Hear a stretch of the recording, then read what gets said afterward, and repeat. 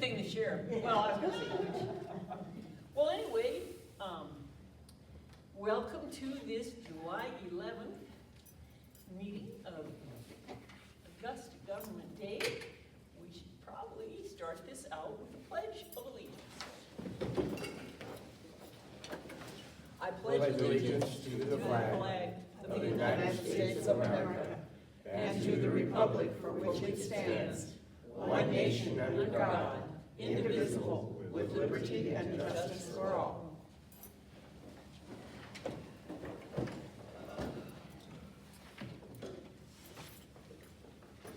Okay, Jenny is here. I just wanted to make sure we can do this without her. Well, here we are again. And, oh, you need yeah. Okay. The introductions. Starting at the far end, where the important people are. Jenny Chambers, head of the Public Works Department, probably runs everything of importance. Well, there's a few other things, but Jenny. Roger Balls is our Chief Administrative CAO, yep, I got that right. And then, my friend Tom Rolfe, who is a county commissioner, and he is the driver of the rig that got me here today, along with his dear wife, Judy. I've known these people through Kiwanis 30 years, a long time. Anyway, I am Candace T. Payne, P-A-Y-N-E, and the chair.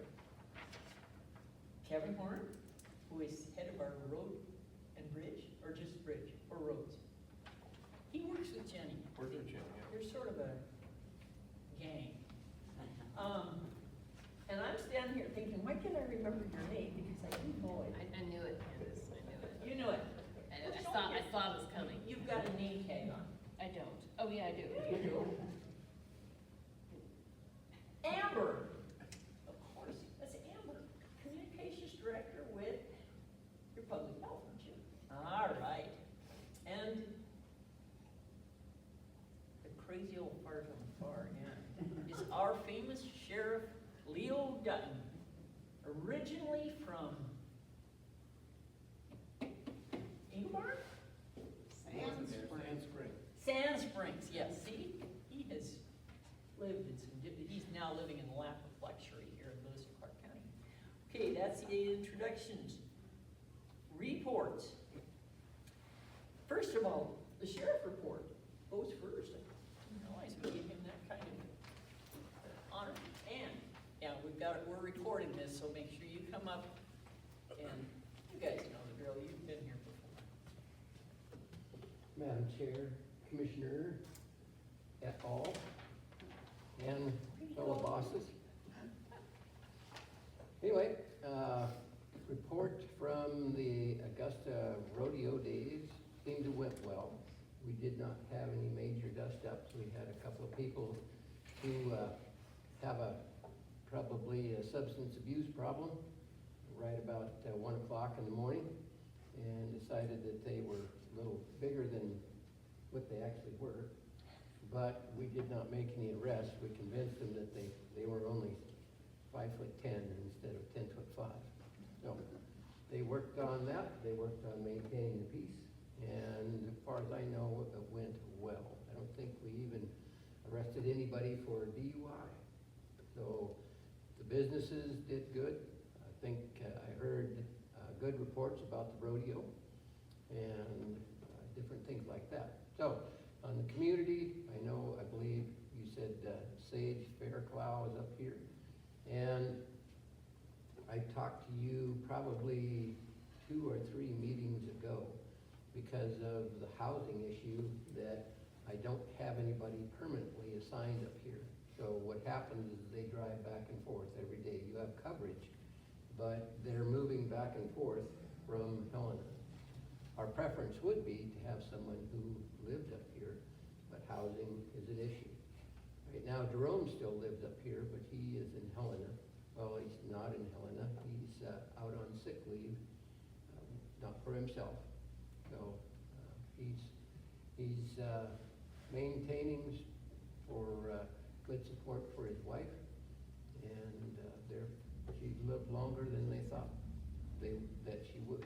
So that's, thanks for the community to helping them. Other things in our jail, there's in 2018, you all, whether you liked it or not, or did or not, there was a bond and levy passed. Part of that bond and levy was to establish a pretrial program. And that pretrial program is, it has a bad word to it to some people. It's a no bail, or I'm sorry, no cash bail. So they can get out and they have to report like 2 or 3 times a week to this pretrial program. What it was aimed to do was to reduce the amount of people that we have in our detention facility. So bricks and mortar are some answer, and we're going to need, I mean, we've got to look 15 years down the road, we're going to need something new. But I'm happy to report to you that you voters said, okay, build that pretrial program, make it work. It has taken a while. But right now, they have probably 320 people on that program that would be stacked like cordwood in our jail, and they're not there. As of this morning, we had 132, and our total capacity is 160. And for some time, we were running at over capacity, and 160, 170. Also helping is my friend Brian Gukin, who's the director of DOC. They have shipped a bunch of people out into different states, and then they shipped the ones they had in our jail over to Deer Lodge. So that helped substantially.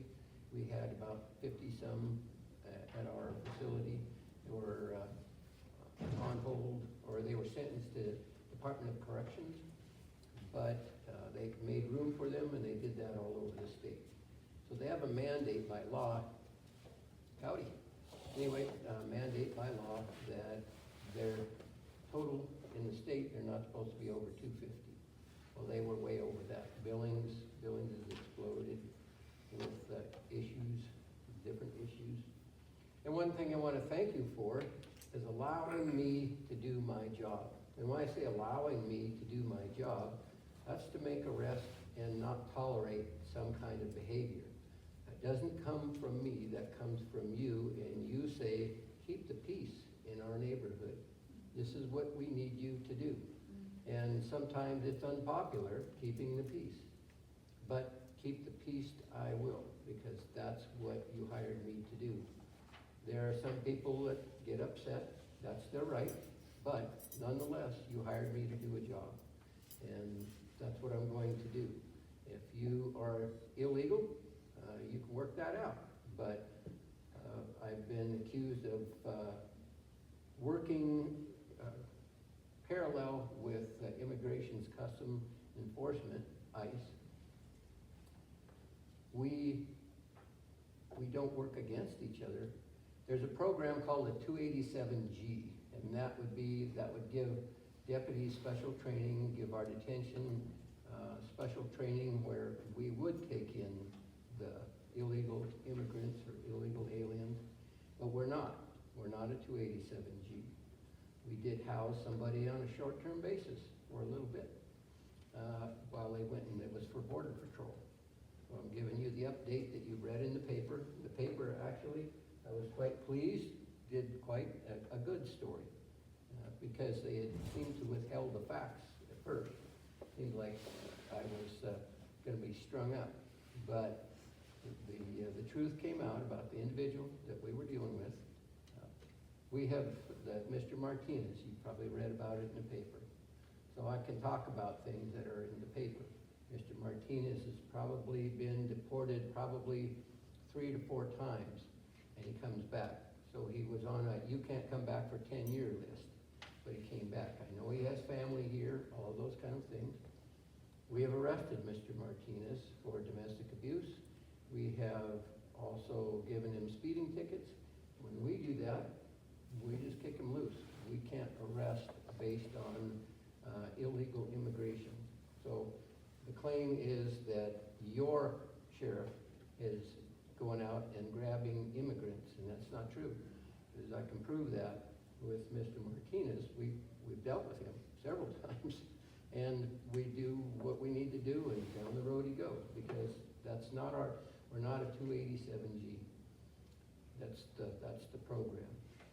Now, one thing that we will change is they do have, the Border Patrol and ICE does have a holding facility, so if they wanna hold somebody, they can take them there, because we're not that, I just can't do it.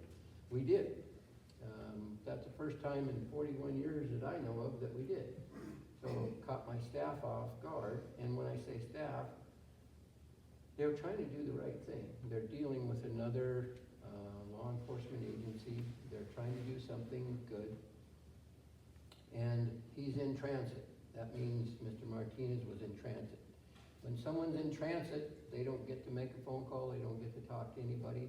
That's been our standard operating procedure, because they can set up an ambush for their buddies to pick them off or get them out as they go. So there are things that we will do better, and there are things that we did right, but nobody's celebrating that. But you hired me to keep the peace. I am not going to be making political statements. I'm not going to do any of that. Just do my job. And that's what our people are going to do, is just do our job. So if I do a good job or they do a good job, each one of our offices reflects each other. So if the county commission is having trouble, they seem to think that I made them do it. If I'm having trouble, they seem to think that the county commission made me do it. And that's not true. We are all independently elected officials. But oddly enough, we may scrap a bit, but we do work together. And for the betterment of you, I come up here for you all, and all the throngs of the people that showed up. For the people on the camera, it's loaded with people. Anyway, we appreciate you coming, and you know me, you know the deputies that I send up, and that's the beauty about the Constitution, is the office of sheriff is the last bastion of elected peace officer closest to the people. And sometimes I feel that a little closer than I want to, but that's our job. Anyway, I return the podium back to you, Madam Chair. There was a comment also in that, at the very end of the newspaper article from the mayor of Helena. And sometimes I don't agree with some of the stuff he said, but the article yesterday was right on point. He said, we are a community, we need to work together on those things, and we need to remember that the law enforcement officers who participated are also our neighbors, and they're doing the best they can to cut them some slack, or words to that effect. And I just thought, way to go, Mayor. Yeah. Any other comments, questions? Thank you for the report. Thank you. We didn't get any junk today. What's that? We didn't get any junk today. I know, I was thinking of one, and I couldn't think of one that was G-rated. I'll think of one, so I didn't tell it. Okay. It was dang funny in my head, that's why you saw me grinning earlier.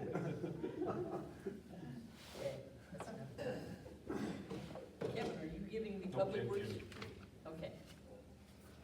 Jenny, do your thing. Commissioners, good morning, everybody. Jenny Chambers, Public Works Director. Not a lot for you guys today, but I did want to highlight some things up in Augusta over the summer that we've got accomplished. So there's not any new projects, but things we've got done this summer.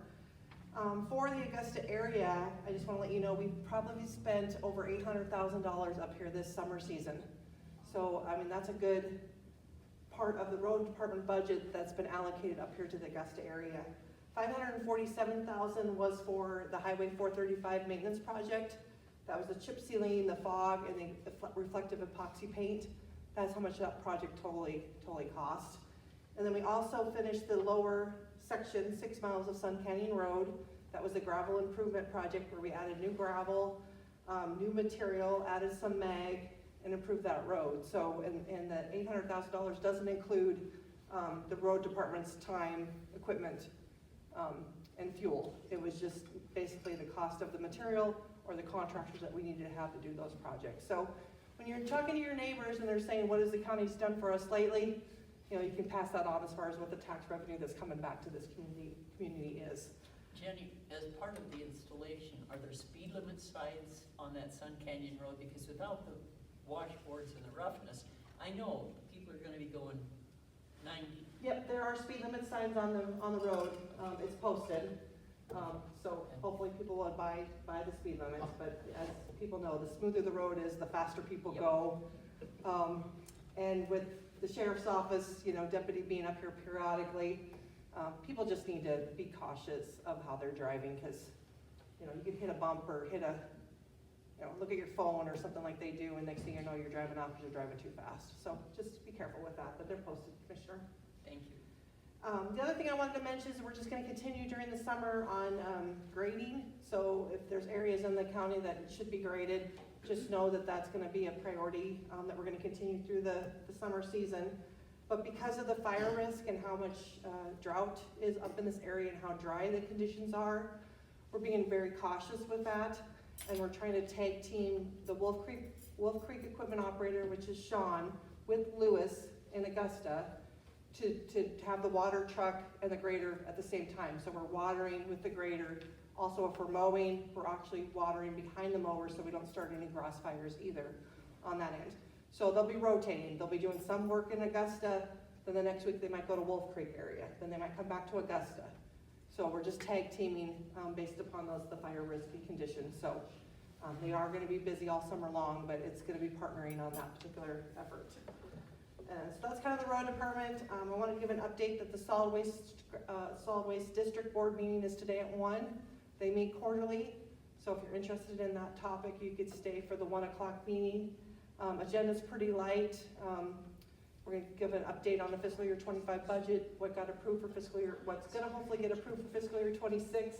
The commissioners are having a public hearing on the 15th for the budget, and then just some of the operational discussions Jackie will provide. But one good thing on the solid waste front is the landfill rate resolution. This is Lewis and Clark landfill tipping rate got decreased this year by $2. So what that means is it's just really cost effective and beneficial for the whole solid waste system. So that landfill tipping rates gets then assessed in the assessment and gets factored into what the cost is going to be to dispose of that material. So a $2 reduction helps everybody out, helps Lincoln out, helps Augusta out, helps the Helena area, scratch gravel that we live in the county out. So it's a $2 reduction this year on that rate. So just wanted to share that good news with you guys as well. We're trying to keep costs down, and if we can reduce rates, we do where we can. So thank you, Commissioner. Any questions, Tom?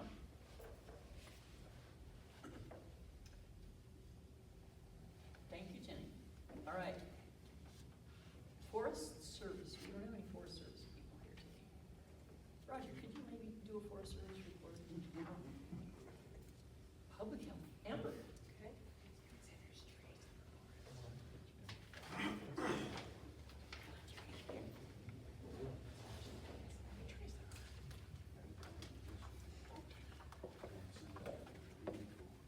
Good morning, Madam Chair, Commissioner Rolfe, noble citizens of Augusta. That's good, I like it. My name is Amber Johnson. I'm the Communications Specialist for Lewis and Clark Public Health. Just wanted to show up today to let you know that we're gonna keep showing up. We're gonna be in Augusta twice in August and then again in October. And so I kind of wanted to tell you about some of the things that are happening and then ask you to help me spread the word. So first is, what is the date of this? We're actually gonna be kind of back to back. We're gonna be here on Thursday, August 7th and Friday, August 8th because we have Dodge-a-Palooza. It is for 5 to 16-year-olds. It's a dodgeball tournament for 5 to 16-year-olds, so everybody here can participate. Very funny. So it is the ultimate community dodgeball event. It's not something that your children or your grandchildren want to miss. So it's gonna be fun-filled game of dodgeball and community. Again, it's free and open to kids age 5 to 16. We are encouraging people to register just so that we know like how to put teams together, et cetera, et cetera. This is a project that was put together with the Augusta Youth Center, as well as Karen McLean. She's our tobacco cessation prevention health educator at Lewis and Clark Public Health. As we've talked before here, you know, vaping can be it's a big problematic thing among teenagers in Lewis and Clark County.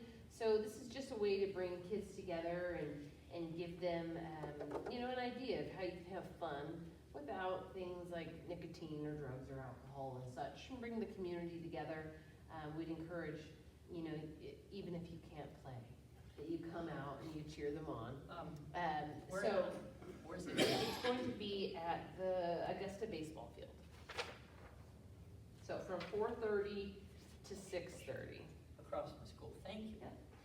So I also would love some tips after the meeting of where I should hang these posters up. And also, if you want to take a poster or two and hang them up in a place that you know that it will be seen, I would love your assistance. But I do have tacks and tape, so I'll be wandering about town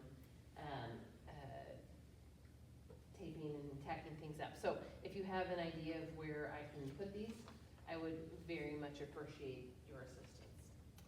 In addition, so the next morning, which is Friday, August 8th, Government Days, here in Augusta, we will be doing a back-to-school vaccine clinic for kiddos.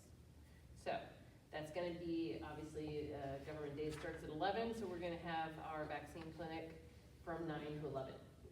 That means if you have kids or grandkids, great-grandkids, neighbor kids that need to get caught up, we would love for you to bring them here. Whether or not they want to sit through Government Days is probably, they could. We'll have Leo telling jokes, it'll be a lot of fun. Candace will make sure to make it extra kid-friendly that day. Yeah. So definitely bring, spread the word. So I'm going You're gonna set it up in here? We're gonna set it up in here. Yep. That's what we usually do. And then afterwards, in October, which is Friday, October 10th, again, the Government Days in Augusta, we'll be here from 9 to 11 for a flu COVID respiratory vaccine clinic. So I'm gonna put together some posters. We will post it online and hopefully get somebody to hang up some posters around town. But again, back to school clinic next month, Friday, August 8th for the kiddos. And then, of course, Friday, October 10th, respiratory season flu and COVID clinic. So it doesn't look like anyone here has a pencil, but if you just want to write that down up here, that'd be great. Otherwise, I will try to remind you, I'll stay tuned in. I'll publish some things online, hopefully get some print posters up and around Augusta. So, any questions about our booming schedule? I have a question for one of the places where kids hang out usually is around the school. So if there's basketball camp or wrestling camp or anything like that, is there a place in the school that who would she get in touch with? Because it's not the senior citizens in the next Well, room. we have a contact with the Augusta Youth Center. You do? Yeah. Okay. And the youth center that will include people at the school or not? I have not been privy to those conversations and plans. I am simply the messenger today. So Okay, I do not you're have all those excellent. answers. However, if you do have questions, come and find me and then I can point you to the person that can answer specific questions. I forgot to grab Karen's business cards before I left, but she's our contact. And Helena, again, if you want to come up to me afterwards and grab a couple of these and put them up somewhere where people might see them, that'd be wonderful. In addition, please tell me where I should go and hang them up. So, with that, I will just put in a plug. Obviously, we've seen a resurgence of measles in Montana for the first time in 35 years. I do think this is a needless public health tragedy. The MMR vaccine is one of the safest vaccines. ever created, and, but rates of immunization keep falling, especially for kids who are the most vulnerable. And unfortunately, the kids that are really the most vulnerable, and even though their parents want them to get vaccinated, are our infants. Because typically an infant doesn't get a first vaccine until they're 1 year old. And so even if a parent wants to immunize their child, you know, it's recommended that they wait until they're 1 year old. And so that's where I think there's a lot of fear for pregnant women, for infants. And I know, like, if there's one thing everybody can agree on, right, it's puppies and babies. Puppies and babies. So if we really want to keep those babies safe. So definitely encourage you to reach out to us if you have questions or concerns about vaccines or what's in them, or then you can chat with Shelley and our public health nurses at the health department. They have administered thousands and thousands of vaccines over, you know, I totaled them all together. I took all of our public health nurses and I asked each of them, like, how long have you been doing this? How long have you been a nurse? How long have you been a nurse? And I think we have, between all of our public health nurses, 109 years of collective experience. They have been administering vaccines for that collective amount of time. And it's, I mean, I think in that 109 years, not a single one of them have even had to administer an EpiPen for a reaction. So, just something to keep in mind. If you have concerns or questions, because the world is a noisy place and it's filled with misinformation and disinformation and fear, feel free to give us a call and we're happy to chat with you about that. Otherwise, continue to encourage, you know, your children and grandchildren to get those kids and those babies immunized, because, I mean, 1 in 4 people who come down with measles will be hospitalized. It's not the flu and it's not a cold. So, with that said, I am done. Any questions? Thank you, Amber, that was excellent. Personally, I find it hard to believe that people don't get, but I've got adult children and they're thinking, oh, our kids don't need to be vaccinated. And Well, part of it's just that, like, for thousands of years, we saw these diseases, and we saw the effects of these diseases, and now we don't. So those are memories that have been long lost. I mean, there are some, you know, older people, not looking at you, Candace or Tom, you know, that were born and raised and probably got measles before the vaccine. However, for so many of these, like, even if you look at literature, whether it's, you know, Louisa May Alcott and Little Women, or if you think about reading Charles Dickens, or all this incredible Victorian literature that talks about all these children. I mean, in the mid-1800s, 45% of children never lived to see the age of 5. That's huge. Now our child mortality rate for kids under the age of 5 is 1.2%. Now that, and that is largely in part because of vaccines. Now, that also has to do with insulin, penicillin, other wonder drugs that have saved lives, you know, starting when they're young. But unfortunately, it's just fortunate we haven't seen the consequences, right, of these communicable diseases that have basically been eradicated in our country because of vaccines. But the only thing people are seeing is that occasional, you know, reaction, rare, you know, reaction to a vaccine, and they do happen, but they're rare. Most of the time they're very mild, and occasionally once in a very blue moon, there can be a terrible reaction to a vaccine. And that is the only thing that people are seeing or hearing or talking about or sharing. What they're not sharing is that 99.6% of our kids are living to the age of 5. So it's a noisy world out there. There's a lot of fear. There's a lot of echo chambers. There's a lot of misinformation. And there's also just a lot of distrust in science and medicine. But I can tell you here at the Public Health Department, just like you're talking about how the police are your neighbors, so are your public health employees and your public health nurses. They're your neighbors. They go to the same grocery store. You know, go to church with you. They're not part of some conspiracy theory to, you know, injure and kill local citizens. Okay, we actually care about our neighbors, and we care about you, and we care about those babies. So, if you have any more questions, come and see me. I'm happy to have those conversations. Otherwise, I'll hand it back to Commissioner Payne. Thank you, Amber, that was a good report, and I am reminded that good news doesn't sell advertising, and so we've got one report of a police interaction and one report of a bad outcome from a vaccine. And do you hear about the 900,000 others? No, we hear about the 1 in a million. So, on to the big deal of today's meeting. This has to do with the temporary construction agreement between Lewis and Clark County and the Dearborn Ranch, which means we can proceed with the bridge problem out there. Jenny, do it. Good morning, Commissioner, Commissioner Rolfe, Chair.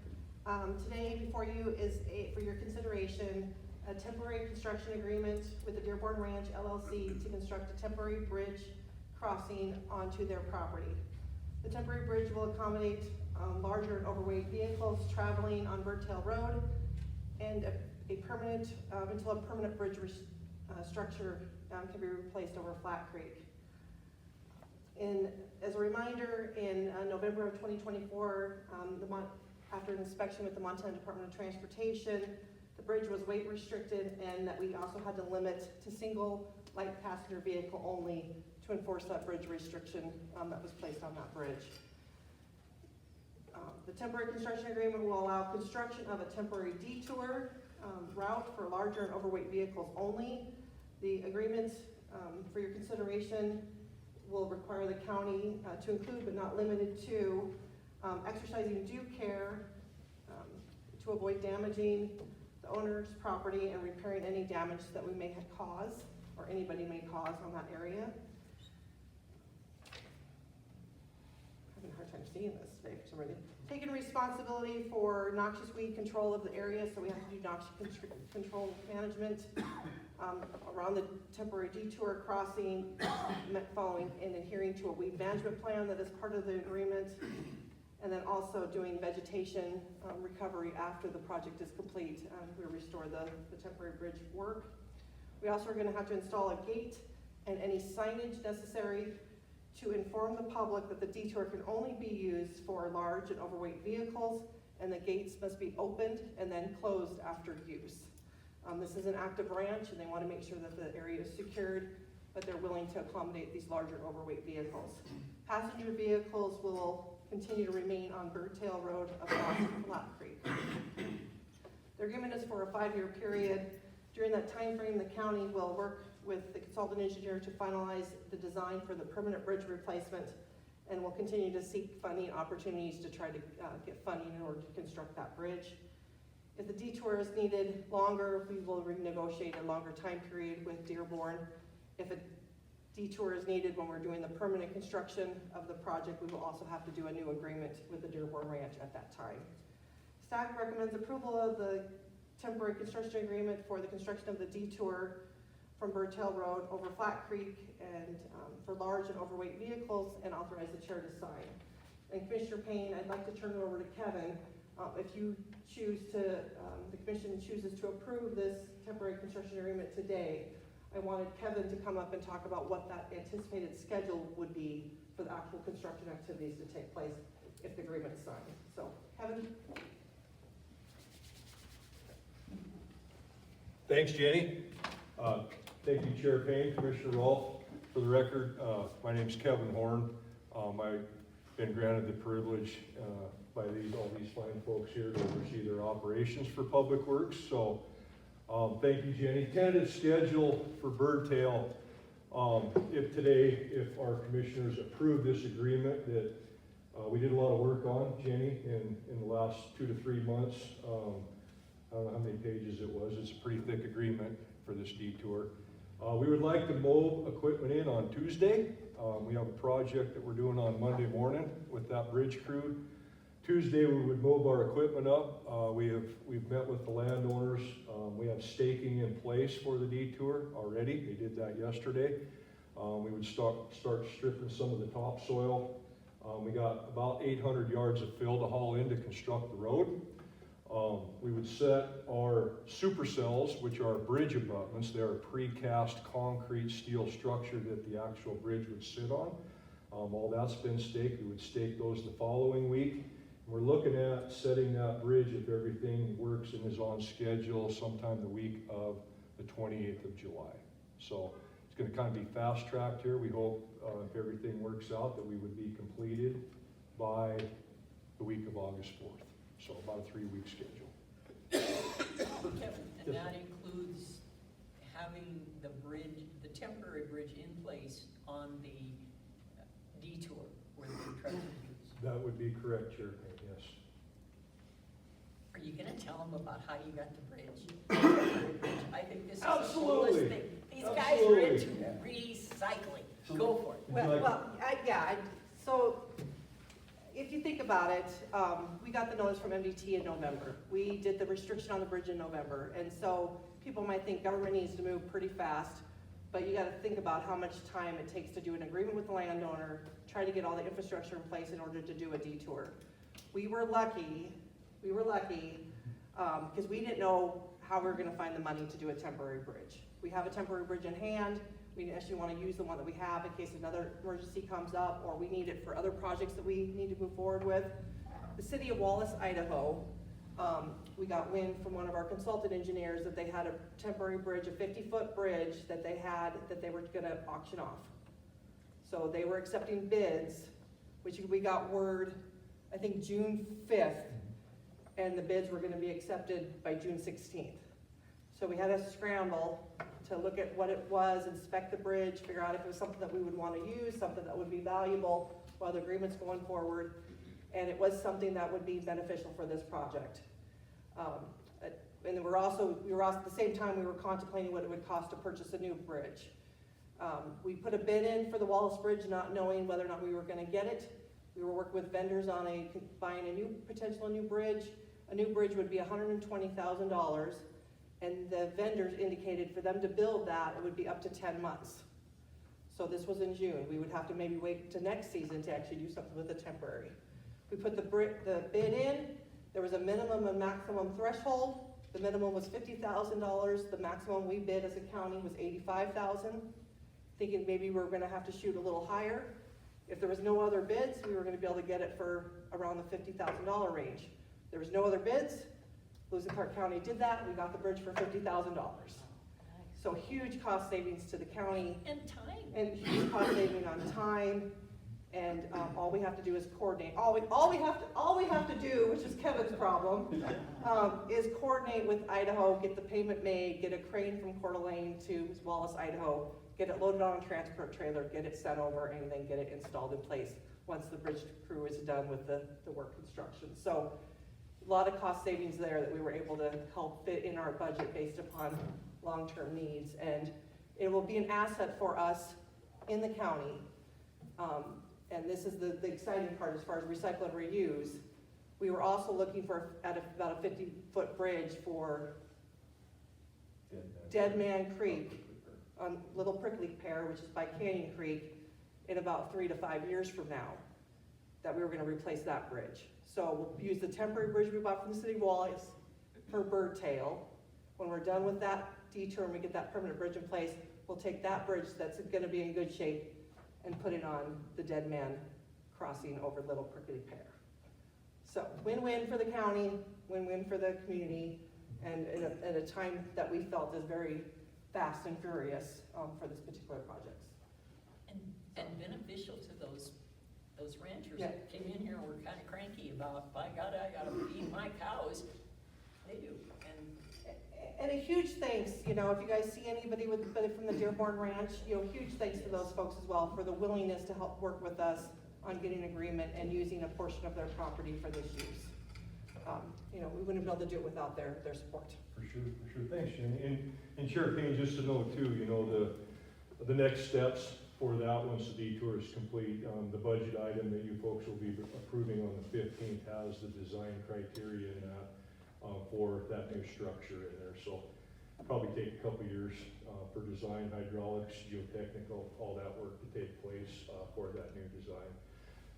Don't want to get off on a tangent. I know Tom and Carol are here today. What does that do for Augusta Clemens, right? And there's been a lot of talk about birdtail. Augusta Clemens is still that priority.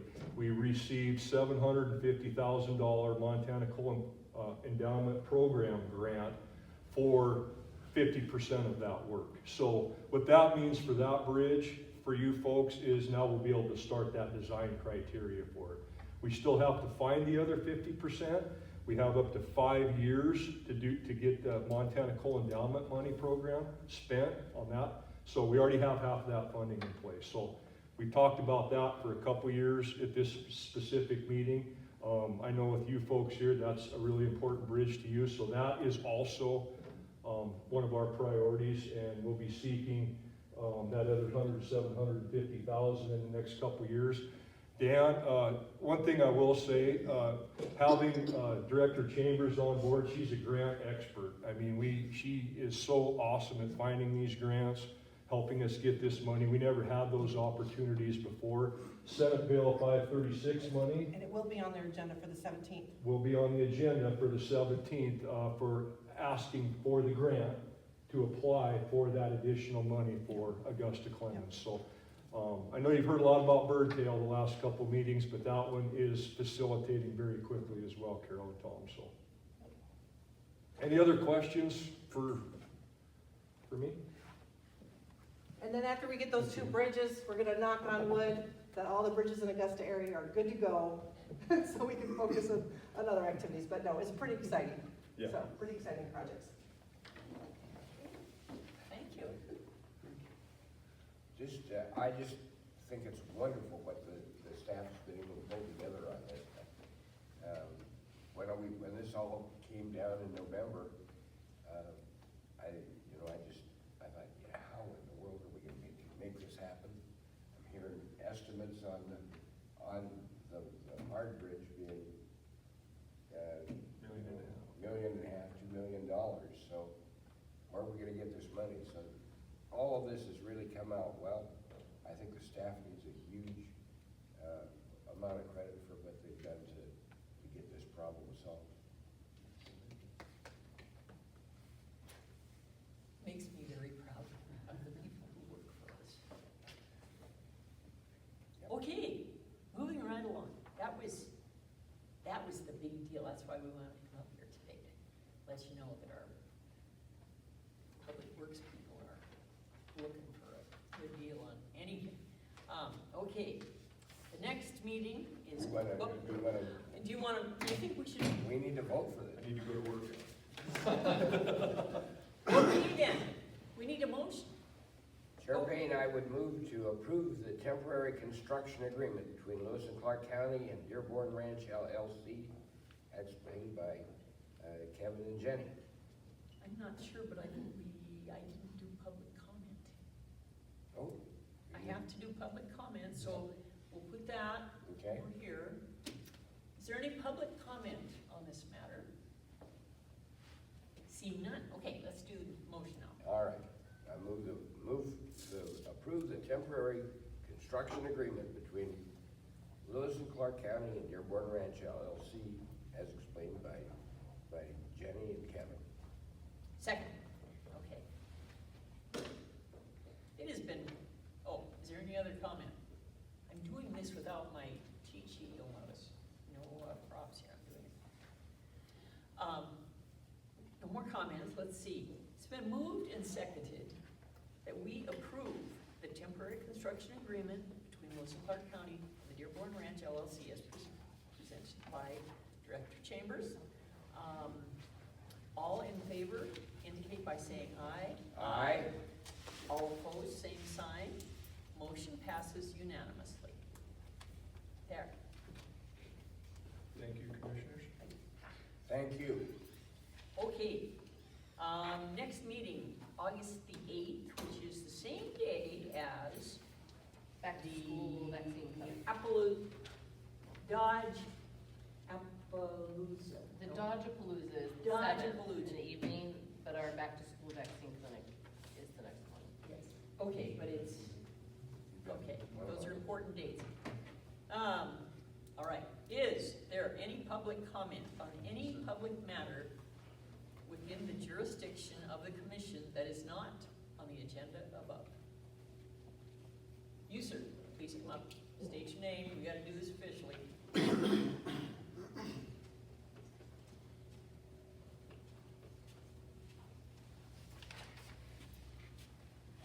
Lily Dallin, this is just information for the community and the commissioners. We've shut nylon off, so there's basically no more water coming out of nylon for the summer. In other words, it's dry. Nylon rope. When you say we, who? Is that, Water users, yeah, okay, but is it the Water Users Association or the DNRC, or is it? everything. The dam is technically owned by the state. Okay, The nylon water users are hired, basically the ones managing it for the state. okay, And the state was the one that called and said, shut her down. shut her down. Okay, so it's probably the DNRC. It is the dealer. See, we got there, okay, anything else? That being the case, we are adjourned. I know. Can we leave the tables and chairs? We'll use it for the solid waste meeting.